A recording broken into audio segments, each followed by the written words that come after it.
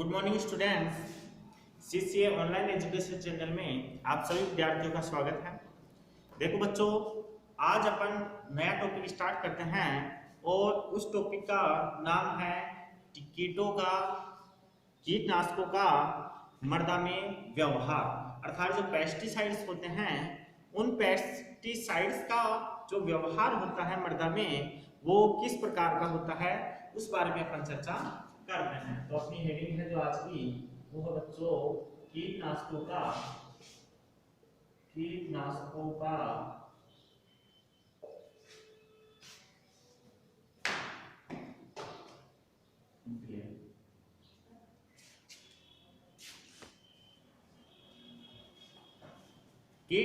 का मृदा में व्यवहार क्या होता है उसके बारे में अपने को बात करनी है।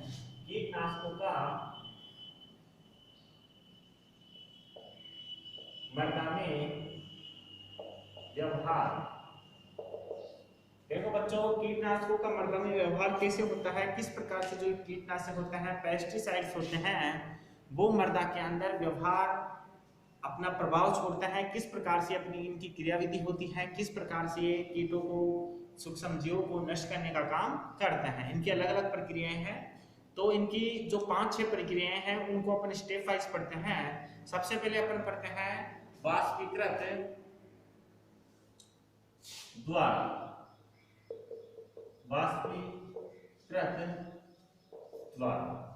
देखो बच्चों, वाष्पीकृत के द्वारा भी क्या होता है, ये प्रक्रिया संपादित होती है। इसमें क्या होता है कि जो कीटनाशक होते हैं उन कीटनाशकों को मृदा के अंदर ढाल दिया जाता है। ये क्या करते हैं, जब इनको मृदा में ढाल दिया जाता है तो कुछ समय के बाद इनकी वाष्पीकरण की प्रक्रिया होती है और वाष्पीकरण की प्रक्रिया के उपरांत ये क्या होते हैं, ये जो कीटनाशक होते हैं ये अपना प्रभाव छोड़ते हैं और इनके प्रभाव के द्वारा जो सूक्ष्म जीव होते हैं वो नष्ट हो जाते हैं। एग्जाम्पल की अगर हम बात करें तो आपके जो डीडीटी होता है, मेथिल ब्रोमाइड होता है, ये कीटनाशक आपके वाष्पीकरण की प्रक्रिया के माध्यम से अपना प्रभाव कीटों के ऊपर छोड़ते हैं। तो अपन यहाँ नोट करते हैं कि कुछ कीटनाशक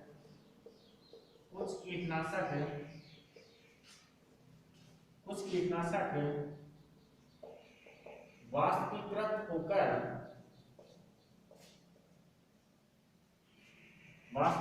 होकर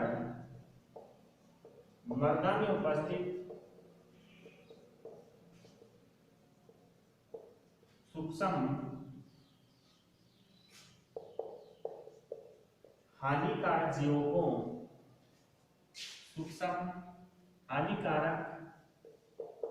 जीवों को नष्ट करते हैं। देखो बच्चों, कुछ जो सूक्ष्म जीव होते हैं वो सूक्ष्म जीव क्या करते हैं, वाष्पीकरण की प्रक्रिया के द्वारा वाष्पीकृत होते हैं और उसके बाद आपके जो सूक्ष्म जीव होते हैं वो हानिकारक होते हैं, उनको नष्ट कर देते हैं। एग्जाम्पल की अगर हम बात करें तो इस प्रक्रिया के अंदर जो कीटनाशक पेस्टिसाइड्स जो उपयोग होते हैं, जो इस प्रक्रिया के माध्यम से अपना काम करते हैं वो है डीडीटी और इसके अलावा है मेथिल ब्रोमाइड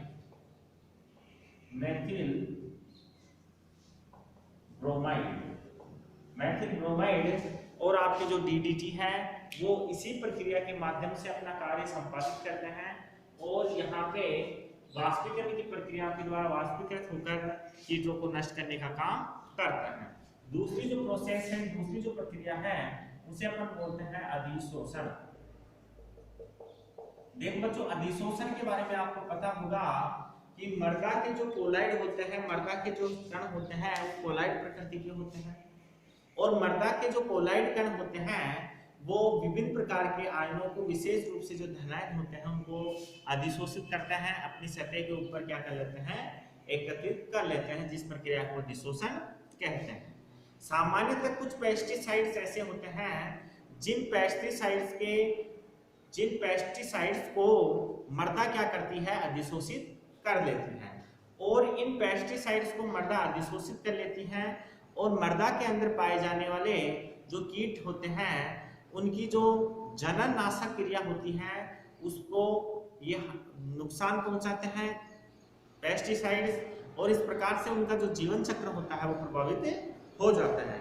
अर्थात हम ये कह सकते हैं कि कीट जो मृदा के अंदर अपने जनन की प्रक्रिया संपादित करते हैं, उसके अंदर अधिशोषण की प्रक्रिया से अधिशोषित किए गए पेस्टिसाइड्स उनको नुकसान पहुंचाते हैं और उनकी जीवन चक्र को प्रभावित करके उनको वो नष्ट कर देते हैं। इनमें अगर हम बात करें तो कुछ पेस्टिसाइड्स जिसके अंदर आपके फंक्शनल ग्रुप की बात करें, जिनमें एल्कोहलिक फंक्शनल ग्रुप पाया जाता है, एमीन होता है और आपके एमाइड होता है। कुछ एस्टर भी होते हैं जो आपके क्या करते हैं, अधिशोषण के लिए उत्तरदायी होते हैं। अर्थात ऐसे कीटनाशक जिनमें अल्कोहल, एमाइड, एस्टर और एमीन आदि फंक्शनल ग्रुप पाए जाते हैं, उनकी मृदा के अंदर अधिशोषण की क्षमता ज्यादा होती है। तो अपन इन 2-3 चीजों को नोट कर लेते हैं। सबसे पहले बच्चों को लिखते हैं कि कुछ पेस्टिसाइड्स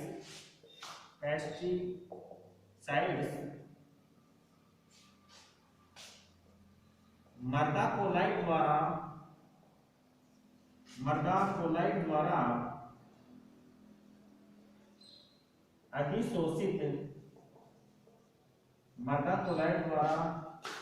अधिशोषित हो जाते हैं। कुछ पेस्टिसाइड्स मृदा कोलाइट के द्वारा अधिशोषित हो जाते हैं जब ये पेस्टिसाइड्स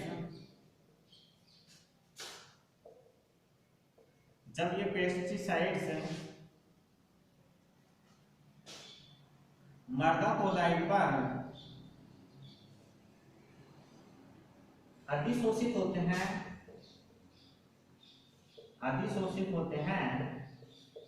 तो ये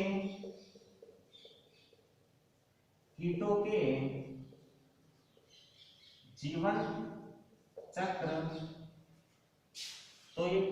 जीवन चक्र को नुकसान पहुंचाते हैं।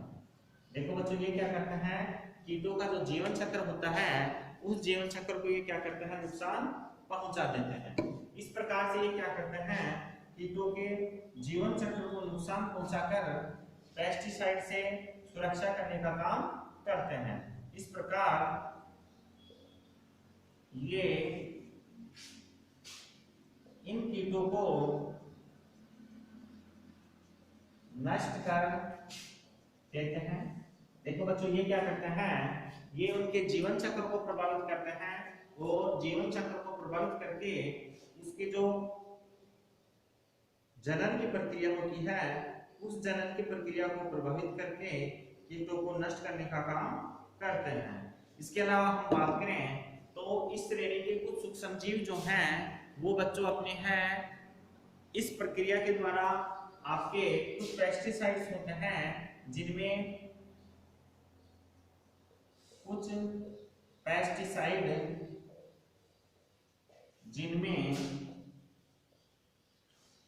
अल्कोहल, एमीन, एमाइड है, इसके साथ एस्टर है आदि क्रियात्मक समूह वाले जो पेस्टिसाइड्स होते हैं वो इस क्रिया को तीव्रता से संपादित करते हैं। तो बच्चों, इसे आप स्क्रीनशॉट लेके नोट कीजिए। फिर अपन इससे आगे स्टार्ट करते हैं कि कौन कौन से जो पेस्टिसाइड्स होते हैं जो इसके अलावा आगे की जो प्रक्रिया है जिसे अपन बोलते हैं निक्षालन, उस निक्षालन की प्रक्रिया के माध्यम से अपने जो प्रभाव है उसको प्रकट करते हैं। तीसरी जो प्रोसेस है मृदा प्रक्रिया होती है पेस्टिसाइड्स की, वो है बच्चों अपने निक्षालन।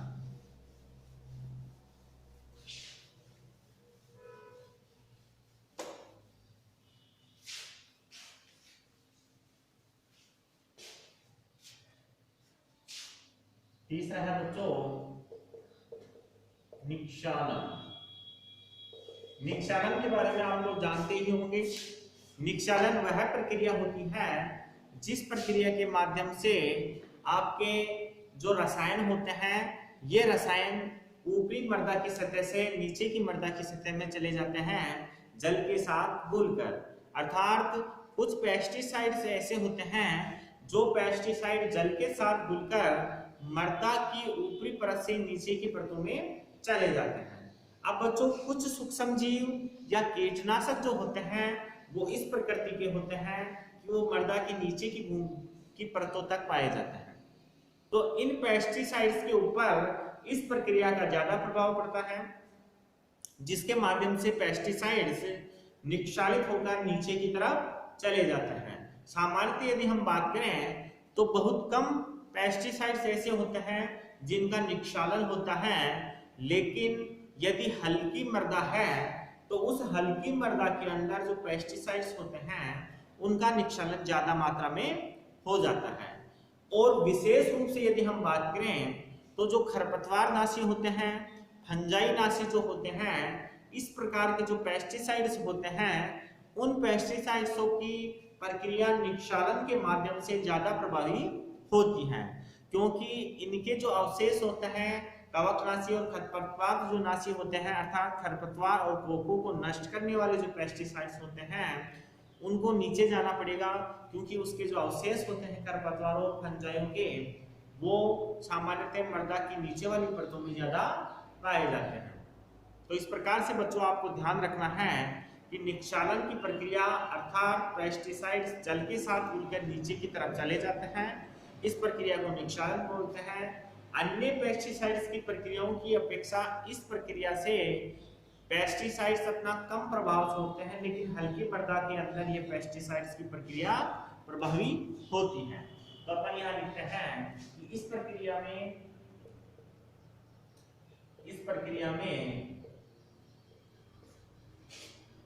पेस्टिसाइड्स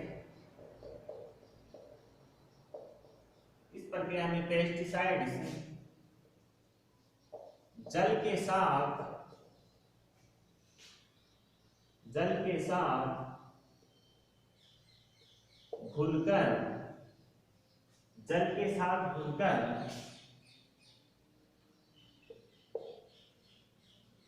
मृदा की नीचे की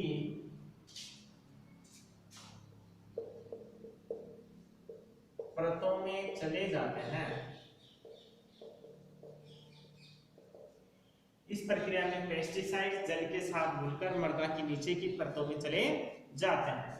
सामान्यतः इस प्रक्रिया द्वारा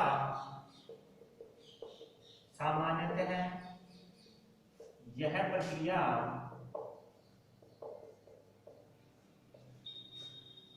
बहुत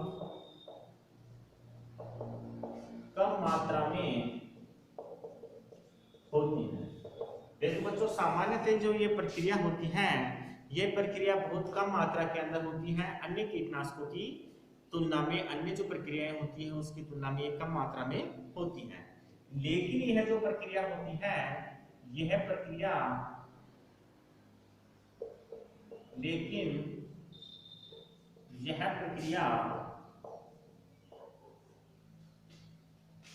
हल्की मृदा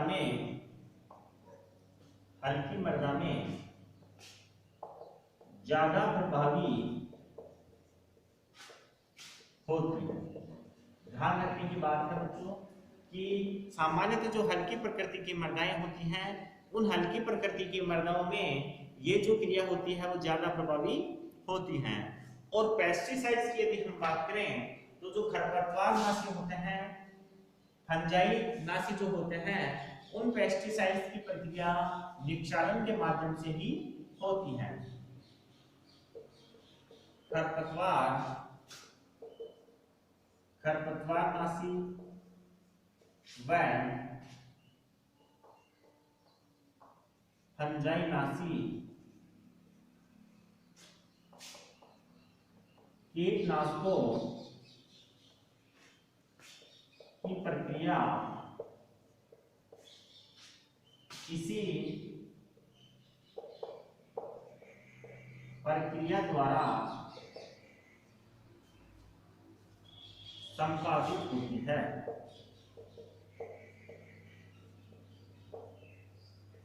देखो बच्चों, आपके जो पेस्टिसाइड्स होते हैं जिनमें खरपतवारनाशी और फंजाइनाशी जो होते हैं, उनकी प्रक्रिया इसी माध्यम से संपादित होती है। इसके अलावा हम बात करें रासायनिक क्रियाविधि की, उससे पहले आप इसका एक बार स्क्रीनशॉट लेके नोट कर लीजिए। फिर अपन अगले जो मृदा के साथ होने वाली क्रिया है जिसका नाम है बच्चों रासायनिक क्रिया, उसके बारे में जानकारी लेते हैं।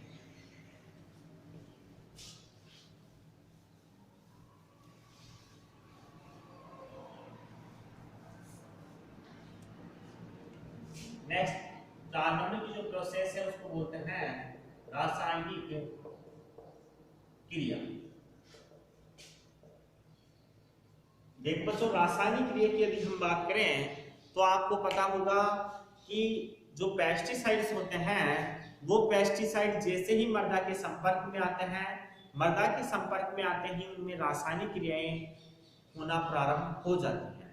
कुछ पेस्टिसाइड्स ऐसे भी होते हैं जो मृदा के अलावा जैसे सूर्य का ताप है या फिर जो जल है उसके संपर्क में आने पर अपनी रासायनिक क्रियाओं को संपादित करते हैं।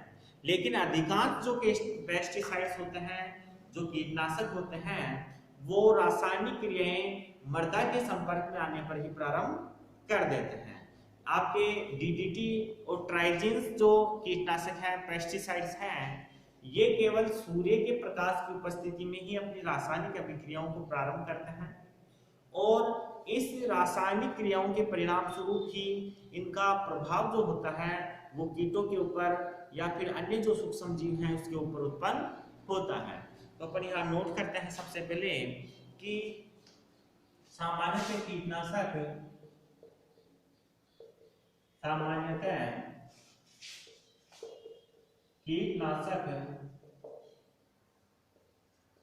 मृदा के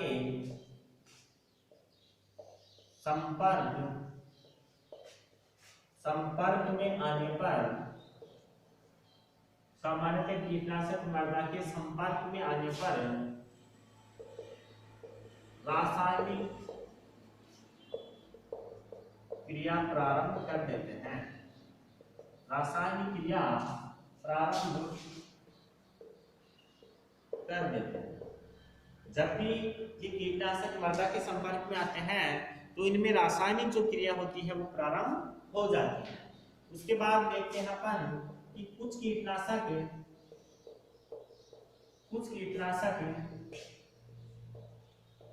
जल व प्रकाश के संपर्क में आने पर रासायनिक क्रिया प्रारंभ करते हैं। देखो बच्चों, ध्यान रखना कि कुछ ऐसे भी कीटनाशक होते हैं जो जल और प्रकाश के संपर्क में आने के बाद अपनी रासायनिक जो क्रिया होती है उसको प्रारंभ करने का काम करते हैं। जैसे एग्जाम्पल के रूप में यदि हम देखें तो आपके डीडीटी और ट्राइजिन्स जो होता है ये पेस्टिसाइड्स हैं। कौन कौन से हैं बच्चों? डीडीटी व ट्राइजिन्स।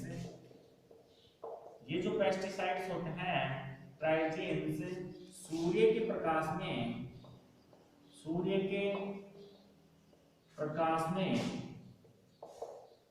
रासायनिक क्रिया प्रारंभ करते हैं।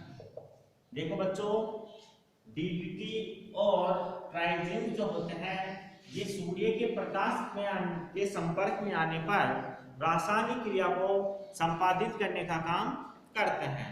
इसके अलावा बच्चों यदि हम बात करें तो अम्लीय मृदा में, सामान्यतः अम्लीय मृदा के अंदर जो अधिशोषण की रासायनिक अभिक्रियाओं की प्रक्रिया होती है वो पहले होती है और सिलिकेट करने पर जो अधिशोषण होता है फिर उसके बाद जलयोजन हो जाता है। कहने का मतलब रासायनिक अभिक्रियाओं की जो प्रक्रिया होती है उस रासायनिक अभिक्रियाओं में सबसे पहले माध्यम के अंदर जो कीटनाशक होते हैं, अम्लीय माध्यम के अंदर जो कीटनाशक होते हैं वो सिलिकेट के लेवल पहले अधिशोषित होते हैं और अधिशोषित होने के बाद उनमें फिर जलयोजन की प्रक्रिया संपादित होती है। ये एक प्रोसेस है बच्चों। इस प्रोसेस में जो आपके कीटनाशक होते हैं वो कीटनाशक अम्लीय माध्यम में पहले सिलिकेट क्ले जो होती है, जो मृदा होती है, उसके ऊपर अधिशोषित होते हैं। अधिशोषित होने के बाद जलयोजन की प्रक्रिया होती है और इस जलयोजन की प्रक्रिया के बाद आपके रासायनिक जो क्रिया होती है वो संपादित हो जाती है। तो अपन यहाँ लिखते हैं कि अम्लीय माध्यम में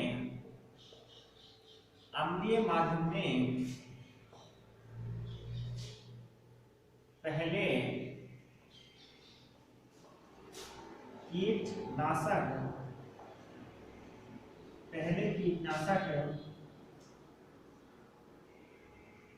सिलिकेट क्ले पर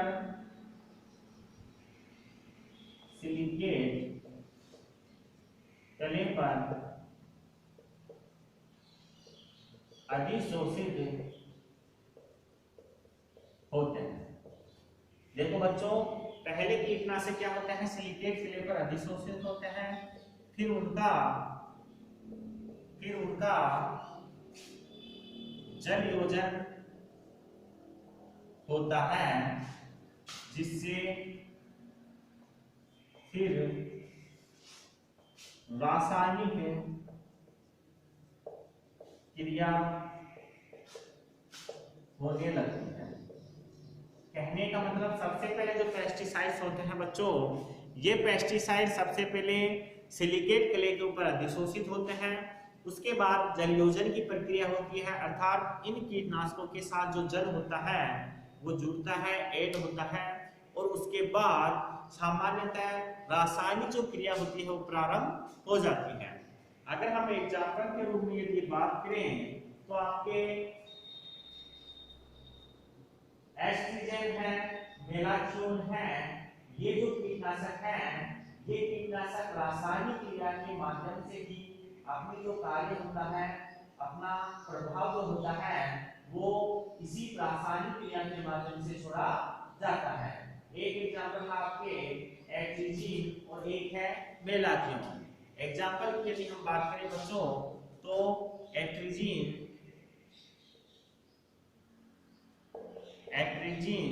और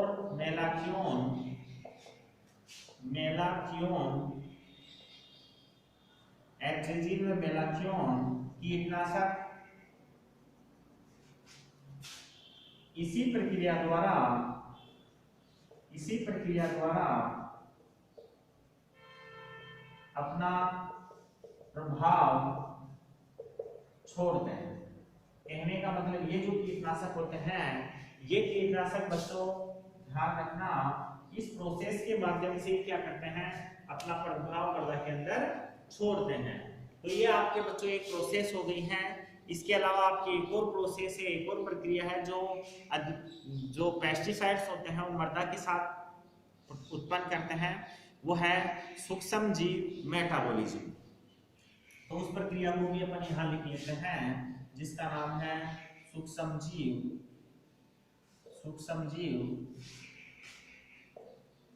मेटाबॉलिज्म, अर्थात उपापचय की प्रक्रियाएं होती हैं। सूक्ष्म जीवों के जो उपापचय की प्रक्रियाएं होती हैं, उन सूक्ष्म जीवों की उपापचय की प्रक्रियाओं के माध्यम से भी जो के पेस्टिसाइड्स होते हैं ये मृदा के साथ अपनी संपर्क स्थापित करते हैं। कुछ कीटनाशकों के अंदर मेटाबॉलिज्म अर्थात उपापचय की प्रक्रिया होती है, उनमें परिवर्तन होता है। ये जो जीवाणु होते हैं, ये जीवाणु के संपर्क में जब आते हैं पेस्टिसाइड्स, तो उसकी उपापचय की जो क्रिया होती है उसको ये प्रभावित कर देते हैं और उस प्रभाव के माध्यम से ये अपना प्रभाव छोड़ते हैं। इस श्रेणी के पेस्टिसाइड्स की यदि हम बात करें तो आपके जो डीडीटी होती हैं, एक एल्ड्रिन होती हैं, ये पेस्टिसाइड्स आपके सूक्ष्म जीव मेटाबॉलिज्म की प्रोसेस के माध्यम से अपना प्रभाव मृदा के अंदर छोड़ते हैं। अर्थात ये पेस्टिसाइड्स कीटों के संपर्क में आते हैं तो उनके मेटाबॉलिज्म जो होती है, उसकी जो उपापचय की प्रक्रिया होती है, उस उपापचय की प्रक्रिया में ये परिवर्तन कर देते हैं और ये परिवर्तन ही उन सूक्ष्म जीवों को नष्ट करने का काम करता है। और एग्जाम्पल के रूप में यदि हम बात करें तो डीडीटी और एल्ड्रीन इसी श्रेणी के पेस्टिसाइड्स हैं। तो अपन यहाँ कुछ इंपोर्टेंस लाइन्स हम उनको नोट कर लेते हैं। कुछ सूक्ष्म जीव कुछ पेस्टिसाइड्स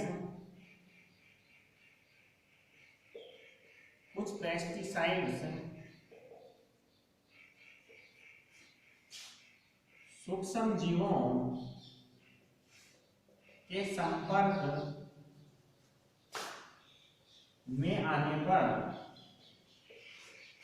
उनकी मेटाबॉलिज्म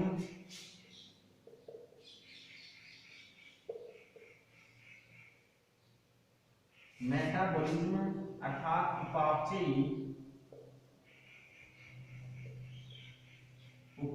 की क्रिया को परिवर्तित कर देते हैं।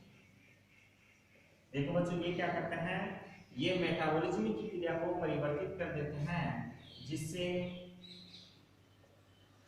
ये सूक्ष्म जीवों को हानि पहुंचाते हैं। कहने का मतलब ये अपना जो प्रभाव होते हैं वो इसी माध्यम से छोड़ते हैं।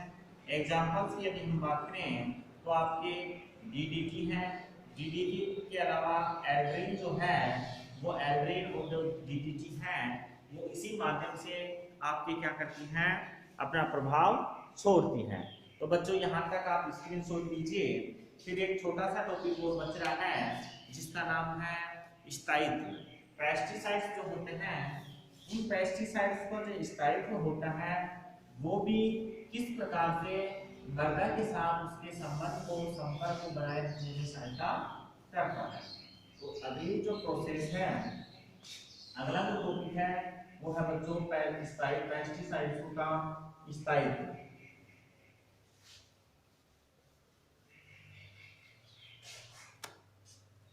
नेक्स्ट है स्थायित्व। देखो बच्चों, स्थायित्व के बारे में अपन बात करते हैं तो सबसे पहले आपको ये जानना आवश्यक है कि स्थायित्व होता क्या है। कुछ पेस्टिसाइड्स जो होते हैं, कुछ या जितने भी पेस्टिसाइड्स होते हैं, ये पेस्टिसाइड्स मृदा के अंदर कितने समय तक रह सकते हैं, ये उनका स्थायित्व कहलाता है। अर्थात पेस्टिसाइड्स मृदा में कितने समय तक रहेंगे या रहते हैं, इसको अपन बोलते हैं उनका स्थायित्व। और ये जो स्थायित्व होता है ये मृदा के साथ उसके संपर्क को बनाए रखता है। जितनी ज्यादा समय तक मृदा के अंदर पेस्टिसाइड्स रहते हैं वो उसके साथ संपर्क में रहेंगे और मृदा के साथ अपना जो प्रोसेस है, क्रिया है, उसको संपादित करते रहेंगे। सामान्यतः पेस्टिसाइड्स का स्थायित्व बहुत ज्यादा भी नहीं होना चाहिए और बहुत कम भी नहीं होना चाहिए। अगर बहुत ज्यादा होगा तो ये बहुत लंबे समय तक मृदा में पड़े रहेंगे, जिसके कारण ये अन्य फसलों को नुकसान पहुंचाएंगे, अन्य सूक्ष्म जीवों को नुकसान पहुंचाएंगे। और यदि इनका स्थायित्व बहुत कम होता है तो ये क्या करेंगे, इनका बार बार अपने को उपयोग करना पड़ेगा इन पेस्टिसाइड्स को मृदा के अंदर, क्योंकि एक ही फसल के अंदर इनको 2, 3, 4, 5 बार देना पड़ेगा जो उनके स्थायित्व का समय है उसके आधार पर। तो सामान्यतः माध्यमिक स्थायित्व वाले जो कीटनाशक होते हैं वो उपयोगी होते हैं, ताकि कम से कम एक फसल के लिए वो अपना प्रभाव मृदा के अंदर सूक्ष्म जीवों के ऊपर छोड़ सके। जैसे यदि हम एग्जाम्पल्स की बात करें तो आपके पेस्टिसाइड्स है जिसका नाम है डीडीटी, और डीडीटी का जो स्थायित्व का काल होता है वो 3 वर्ष से लेकर 15 वर्ष के बीच होता है। अर्थात 3 साल से लेकर 15 साल तक ये एक बार प्रयोग करने पर मृदा के अंदर पड़े रहते हैं। और इसी प्रकार एक और पेस्टिसाइड्स है जिसका नाम है 2,4-D। इसका स्थायित्व की बात करें तो इसका स्थायित्व मृदा के अंदर होता है 2 से 4 सप्ताह तक। अर्थात ये कम स्थायित्व वाले पेस्टिसाइड्स हैं 2,4-D, जबकि डीडीटी जो होता है वो अधिक स्थायित्व वाला यौगिक होता है। तो अपन यहाँ 2-3 जो इंपोर्टेंट स्लाइड है उसे नोट करते हैं। पहले लिखते हैं पेस्टिसाइड्स की मृदा में जितने समय उपस्थिति रहती है उसे उसका